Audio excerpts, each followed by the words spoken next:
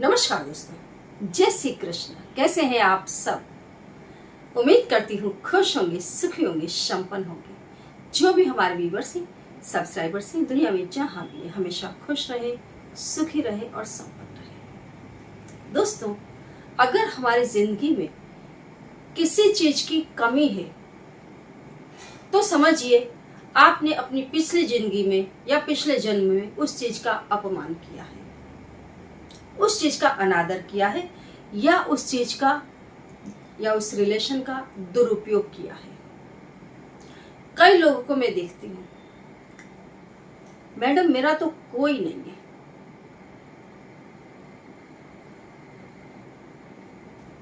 जब आप उसके साथ आपका कुछ समय अगर गुजरा या कोई और अनुभव हुए, आपको पता चलेगा कि अंदर से काटने वाला आदमी है। खुद के अस्तित्व को बनाने के लिए कई बार अपनी बहनों की जिंदगी, भाई की जिंदगी, सास की,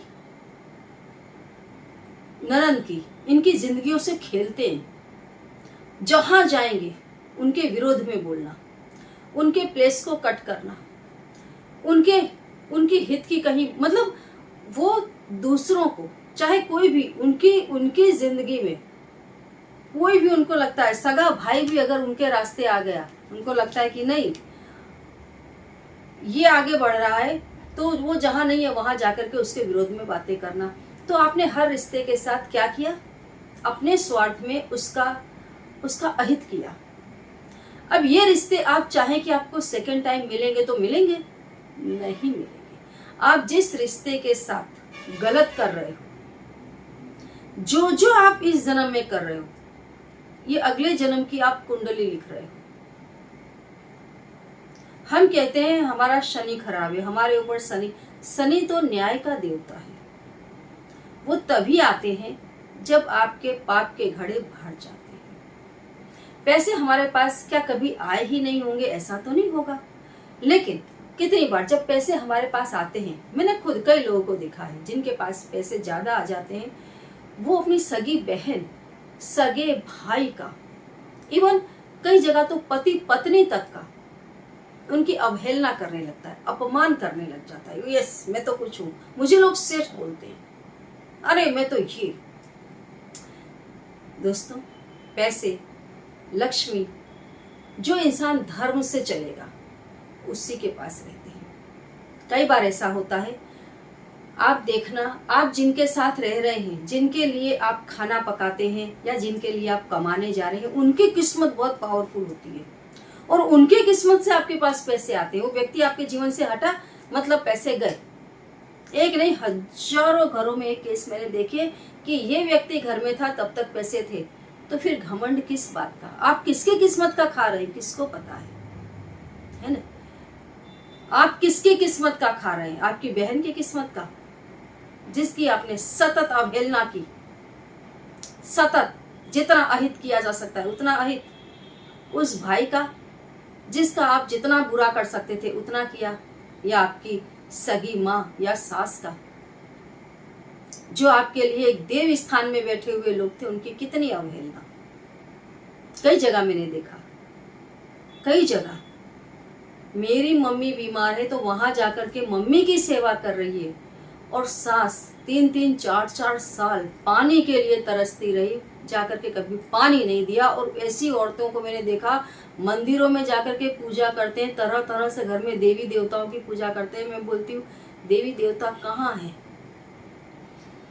अगर आज आपको लगता है कि नहीं मेरे साथ कुछ गलत नहीं हो रहा है, इसलिए मैं सही हूँ क्योंकि मेरे साथ कुछ गलत नहीं हो रहा है, तो इंतजार करो, पेशेंस, समय आएगा। आज आपका कोई पुण्य फल है जिसकी वजह से आपको आपका अहित होता दिख नहीं रहा है, लेकिन फ्यूचर में होगा, दूसरे जन्म में होगा, है ना? तो कोशिश ये करें, हर व्यूअर, हर सब्सक्राइबर को बोलती हूँ, हम जानबूझकर जब कोई गलती नहीं करते हैं तब भी हम कई गलतियों को करते रहते हैं, हमें पता ही नहीं चलता कि हमसे कितने लोग आहत हो रहे हैं। तो फिर जानबूझ करके तो कभी किसी का भी गलत मत करो, किसी के भी बारे में बुरा मत सोचो, किसी की बुराई मत करो। अगर आपको पूरा कॉन्फिडेंस है कि नहीं ये लेडीज, ये इंसान हमारे लायक नहीं है, मतलब कि ये इंसान गलत है, पापी है, नीच कर्म कर रहा है, तो हाथ जोड़कर दूर हो जाओ, धीरे धीरे उससे दूरी बना लो, ताकि आप पाप से बच जाओगे। पापी के साथ रहोगे तो पाप जरूर करोगे, है ना। जैसे कि संगत वैसा असर होता है, होता है और होता है। कुसंगत आदमी को बर्बाद कर देती है। हमारे बहुत सारे सब्सक्राइबर्स कॉल करते हैं, मैडम मच्छी मनी चाहिए। क्यों? बेटा गलत रास्ते पर चढ़ गया है, गलत लड़की के संगत में आ गया, गलत दोस्तों के संगत में आ गया, पतिदेव बाहर चरित्रहीन काम कर रहे हैं, कोई और स्त्री रख ली है। सभी को बोलती हूँ, कुसंगतता में अगर घर का मेंबर फंस गया है, नशाखोरी बहुत ज्यादा कर रहा है, उसे मच्छी मनी जरूर कहना है। और राहु को प्रसन्न करें, राहु बर्बाद कर देगा। अगर यही राहु प्रसन्न हो गया, मच्छी मनी धारण कर ली, घर में पैसे आने लग जाएंगे, तमाम प्रकार की कुसंगतता से व्यक्ति छूट जाता है। अच्छी संगत है ना। संगत करो महान की, जो करत धरत बन जाए, तो सिर पर चढ़े गणेश के और सम्मुख गंग नहाए। एक गंदगी में रहने वाले कीड़े ने भंवरे की संगत की, तो भंवरा उसको अपने बाग में ले गया, फूल में बैठकर उसके साथ फूल का रस पीने लगा। फूल बंद हो गया, संध्या समय थी, तो संध्या समय के लिए फूल बंद हो गया। सुबह माली आया, वही फूल तोड़ा और जाकर के गणपति जी को अर्पित किया, ऊपर से गंगा जल चढ़ाया। गंगा जल चढ़ा, फूल खिल गया। तो वो जो कीड़ा गंदगी में रहता था, उसने भी देखा कि मैं गणपति जी के चरणों पे चढ़ा हूं, मुझ पर गंगा जल चढ़ रहा है, तो ये सब किसकी संगत का फल है? भंवरे की। तो अच्छे की संगत आदमी को ऊपर उठा देती है और नीच की संगत नीचे गिरा देती है। नीच आदमी अपना स्वार्थ सिद्ध करने के लिए आपके पास आएगा, गलत रास्ते पर चढ़ा देगा। तो हमेशा धर्म में रहे, सुबह शाम उठते बैठते अपने इष्ट का स्मरण करें, चाहे कृष्ण बोले, चाहे राम बोले, चाहे शिव बोले, चाहे माता रानी को याद करें, जो भी आपके इष्ट है, जिस रूप में आप उनको भज रहे हैं। अगर आप निराकार रूप में भज रहे हैं तो उन्हें याद करें, लेकिन हमेशा चलते फिरते उठते बैठते अपने इष्ट को याद करें, और जानबूझ करके तो किसी का भी गलत ना करें, कुसंगतता ना करें। हमेशा पैसे आते रहेंगे। किसी जन्म का फल अगर आज आप भोग रहे हैं, तो माता लक्ष्मी की ज्यादा से ज्यादा पूजा करें, भगवान कुबेर की ज्यादा से ज्यादा पूजा करें। लक्ष्मी आपके घर में आएगी। और जैसे मैं हमेशा आपको नंबर्स बताती हूँ, कई लोगों की कमेंट, अभी मैंने कल ही किसी की कमेंट पढ़ी थी, कल या परसों शायद, कि मैडम मेरी कार एक जगह फंस गई और मैंने आपने जो नंबर बताया था उस नंबर को बोला और 15 लोग मेरी हेल्प करने आ गए। एक नंबर मैंने इंट्रोड्यूस किया कि आप कहीं पर भी फंस गए हो, आपको कैसी भी मदद चाहिए, आप इस नंबर को बोलना चालू करो, इस नंबर को मन ही मन बोलो, लोग आपकी मदद, कहीं से भी आपके पास मदद आएगी तो आएगी। अभी मैंने कल या परसों ही पढ़ा है शायद कि किसी ने कमेंट किया है। तो लोग जो मन से कर रहे हैं, नंबर्स को फॉलो कर रहे हैं, शब्दों को फॉलो कर रहे हैं, उन्हें वो चीज मिलती है। नहीं मिलती है ऐसा नहीं है ना। तो एक बात मैं आपको बता दूं, अगर आप अपने इष्ट से जुड़े हैं तो पहले तो आप गलत करेंगे नहीं, जो गलत कर रहे हैं उनसे दूर हो जाएंगे, खुद को बचाएंगे, अपने परिवार को, अपने बच्चों को बचाएंगे कि नहीं ये फैमिली या ये लोग गलत रास्ते चढ़े हुए हैं, उनके बच्चे भी गलत रास्ते चढ़ गए, तो आप अपने आप को सेव कर लो, बचा लो, राइट। तो ऐसा आप रास्ता अख्तियार करें। दूसरा, ज्यादा से ज्यादा नाम जप करें। और ये जो शब्द है, इस शब्द में 2 रूप है, एक तो भगवान विष्णु, दूसरे भगवान शिव। कुछ लोग भगवान शिव को ध्याते हैं, कुछ भगवान विष्णु को ध्याते हैं, इन्हीं के अलग अलग रूपों को दुनिया ध्या रही है। तो आपको ये जो शब्द है, इसको रोज ज्यादा नहीं तो 5 मिनट बैठ करके आपको बोलना है, ज्यादा नहीं तो 5 मिनट रोज बोले। जो नेगेटिविटी आपके इर्द गिर्द है, आपके अंदर बाहर है, या जो नेगेटिव लोग भी आपसे जुड़े हैं, धीरे धीरे दूर होने लग जाएंगे। सकारात्मक ऊर्जाएं आपके पास आने लगेंगी, आप उस दिशा में आगे बढ़ने लग जाएंगे। भगवान के रास्ते चलने वाला व्यक्ति आज नहीं तो कल, देर सवेर उसकी उन्नति होती है ना। खराब समय ही वो होता है जब आपकी परीक्षा लेती है कुदरत और आपके जो रिलेशन में है उनकी भी कसौटी हो जाती है। अच्छे समय में तो सब आपके होते हैं।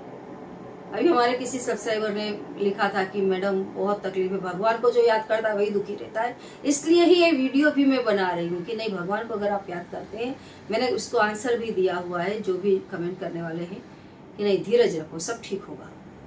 धीरज जो ऐसी चीज है, धीरज धर्म मित्र अरु नारी, आपत्काल परख यही चारी। जब आपके ऊपर आपत्ति का समय आता है तभी आपके धीरज की कसौटी होती है। तो सही समय सही रास्ते पर आप चले, सही समय आने पर आपको चीज मिलेगी, चाहे पैसा हो या कोई भी चीज हो, है ना। और ये जो शब्द है दोस्तों, इसको जरूर बोले, हरि ओम।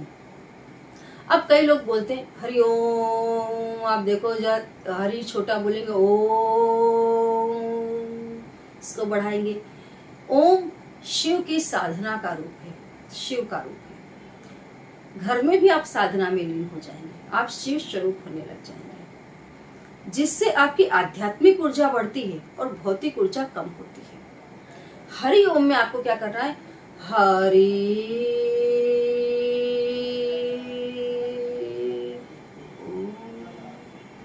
ओम को छोटा करना है अगर आप ग्रस्त हैं, और हरि को बड़ा करना है।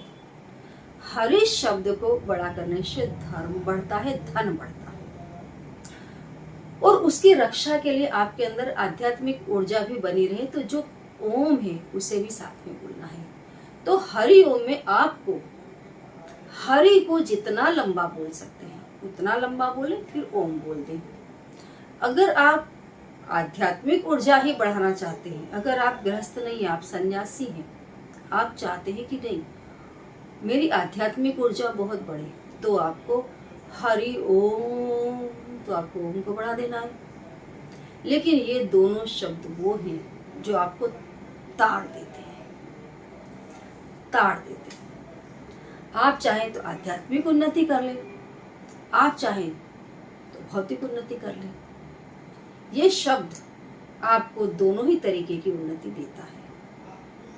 आजमा कर देख लें। कोई ऐसी बात हो जो समझ में ना आ रही हो तो कमेंट बॉक्स में अवश्य ही लिखें। जानकारी अच्छी लगी हो तो लाइक भी करें, चैनल को सब्सक्राइब करें, वीडियो को जितना ज्यादा हो सके दोस्तों शेयर कर दें। जय श्री कृष्ण।